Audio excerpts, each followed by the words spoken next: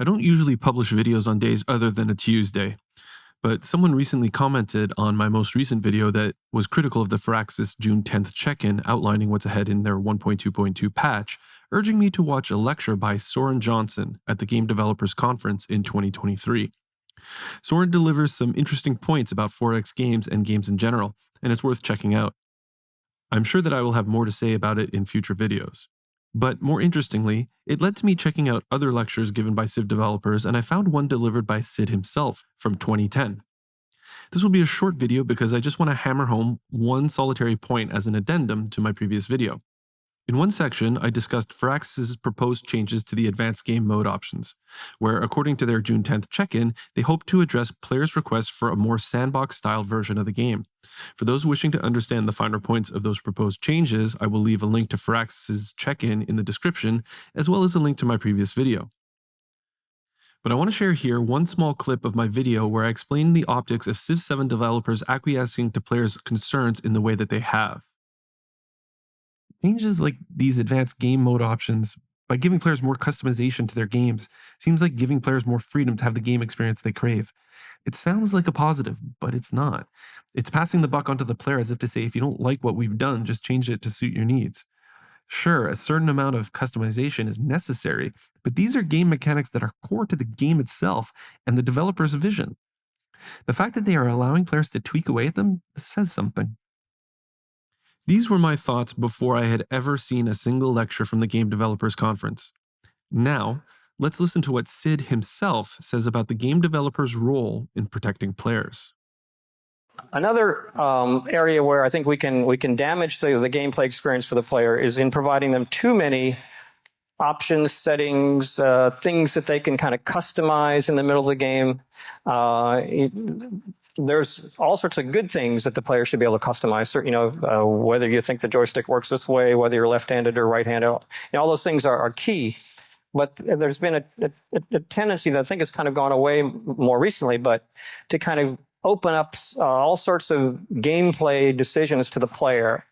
And to me, that's kind of wrong. We're as designers, we're here to make the game, and not to kind of hand it over to the player and say, well, I'm not sure how this game should work. You figure it out.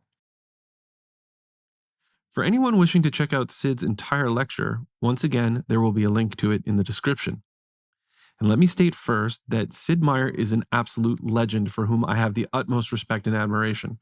His contribution to the world of modern game design cannot be understated, and he is a man that has supplied me with countless hours of entertainment.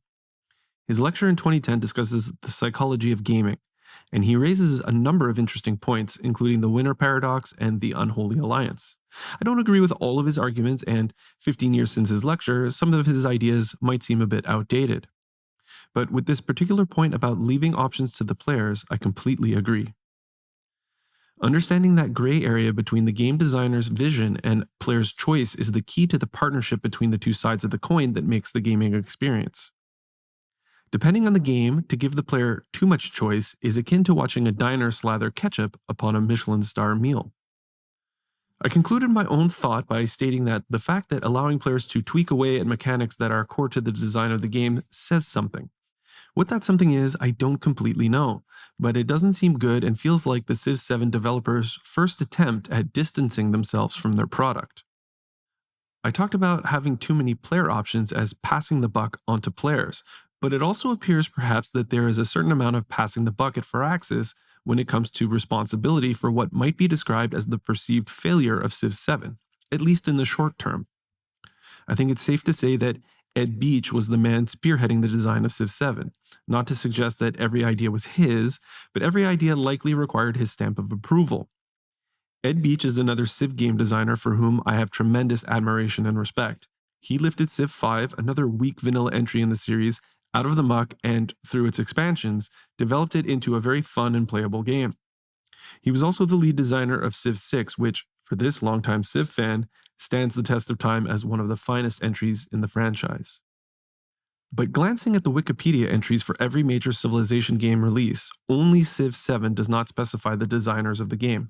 It's not for me to know when and how that kind of information gets updated, but again, maybe it says something. I think that Civ 7's decision to head down a path counter to the original game designer's own philosophy offers a mixed message to players.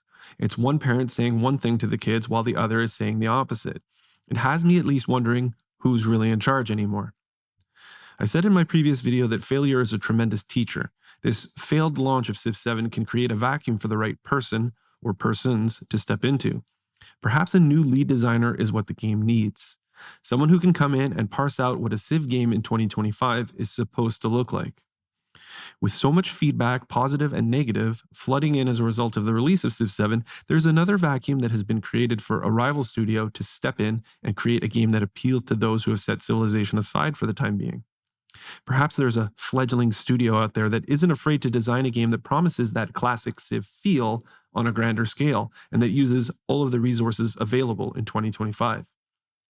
Anyway, what do you think about this pivot on the part of Firaxis regarding these core mechanics in Civ 7? What do you think it means for the game going forward and for the franchise? Let me know in the comments, and don't forget to like and subscribe if you haven't already. And as always, remember to keep playing and making your own civilization stories, your own amazing path through history, and I'll see you next time.